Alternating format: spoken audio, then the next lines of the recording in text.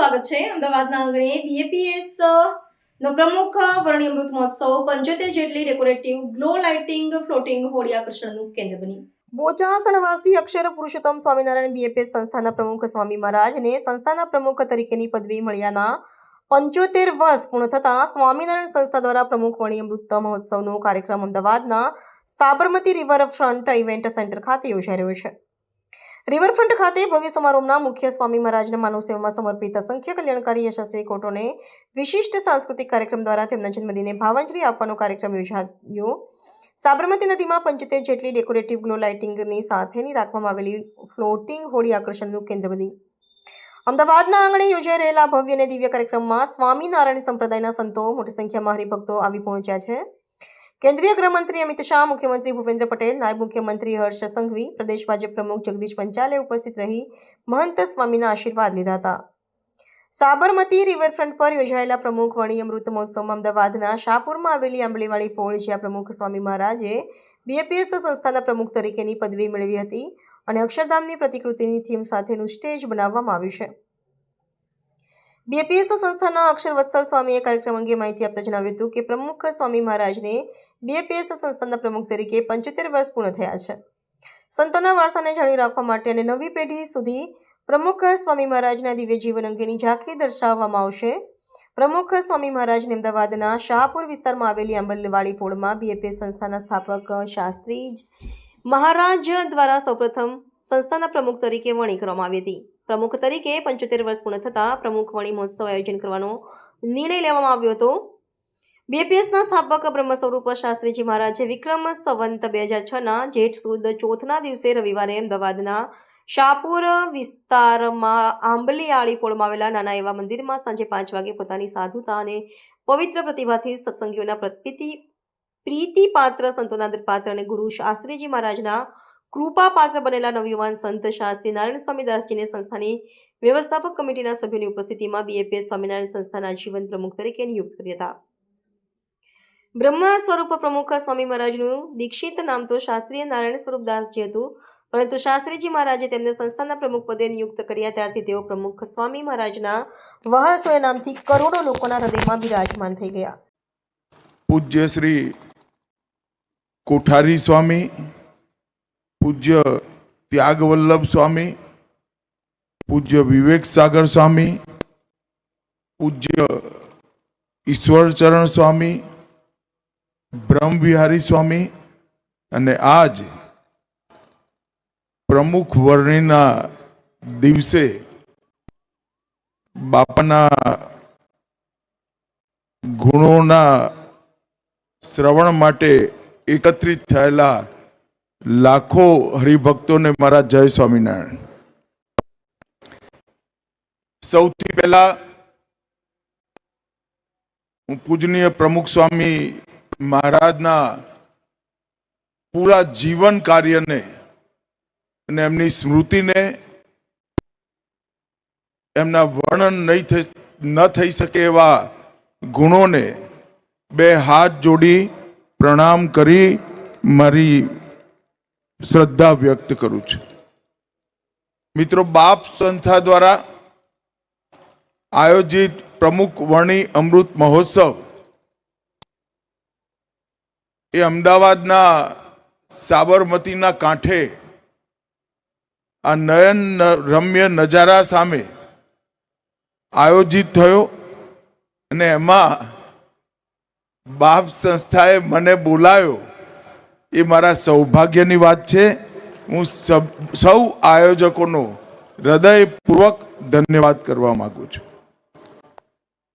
આના પહેલા અમદાવાદના નરેન્દ્ર મોદી સ્ટેડિયમમાં લાખો હરિભક્તો વચ્ચે હું ત્યાં આવ્યો હતો બાપ્સના કાર્યક્રમમાં, અને આજે અહીંયા આવ્યો છું એ મારા માટે ખૂબ આનંદનો વિષય છે। પ્રમુખ સ્વામી મહારાજે એમના અનેક ગુણો મારા આયા પહેલા, મારા આયા પછી સંતોએ એને ખૂબ સુંદર રીતે એમાંથી જીવનનો સાર કાઢી શકાય એમાંથી આપણા જીવનને ઉપયોગી વાતો અપનાવી શકાય એવી સુંદર રીતે વર્ણવ્યા છે. આ સાબરમતીના નદીના કિનારે પણ સંતના જીવનના 75 ગુણો નૌકાઓના માધ્યમથી પ્રદર્શિત કરી ખૂબ સુંદર લોકોના માટે જીવન જીવવાનો રસ્તો પ્રદર્શિત કરવાનું કામ બાપસે કર્યું છે. પરંતુ પ્રમુખ સ્વામી મહારાજના પૂરા જીવનને એમના યોગદાનની દૃષ્ટિથી પણ મૂલવવું રહ્યું. એક તરફ તો આધ્યાત્મ અને વૈષ્ણવ દર્શન એમને પ્રમુખ સ્વામી મહારાજે વ્યાપક બનાવ્યું અને વ્યાપક બનાવવા કરતા વ્યવહારુ બનાવવાનું કામ કર્યું. ભક્તિ અને સેવા બંનેને એકબીજા સાથે જોડી નરમાજ નારાયણના દર્શન કરવાના આપણા વેદ વાક્યને કશું જ બોલ્યા વગર ચરિતાર્થ કરવાનું કામ કર્યું. જીવનનું કર્મ અને કરુણાના માધ્યમથી બીજા જીવનનો ઉદ્ધાર કરવાની આપણી વર્ષો જૂની ઋષિ સંસ્કૃતિને પ્રમુખ સ્વામી મહારાજે પુનર્જીવિત કરી.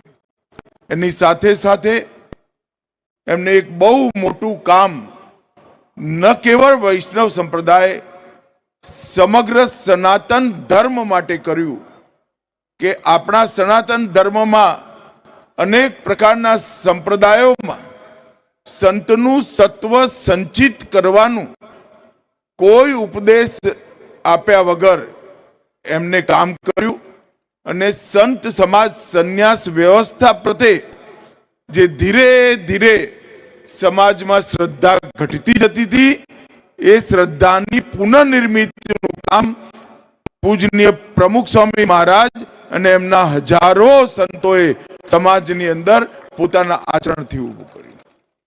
ને હું વિશ્વાસથી માનું છું કે સનાતન ધર્મ આટલા હજારો વર્ષોની પોતાની યાત્રામાં અનેક સંકટોનો સામનો કર્યો છે.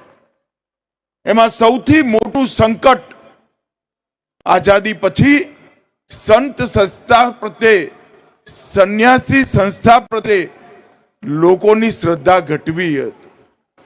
પ્રમુખ સ્વામી મહારાજે કોઈ પણ સંપ્રદાય જોડે કોઈ પ્રકારનો વિખવાદ કર્યા વગર પોતાના આચરણથી એક સંન્યાસી, એક સંત, એક સાધુ એનું જીવન કેવું નિર્મળ હોવું જોઈએ એ જીવનનો આધાર સનાતનના જ્ઞાનનો કઈ રીતે બનાવી શકાય અને જ્ઞાનમાંથી પ્રાપ્ત થયેલું અમૃત સમાજમાં કેટલી સાહજિકતાથી કરોડો લોકો સુધી વહેંચી શકાય એનું પૂરું જીવનભર કામ કર્યું છે.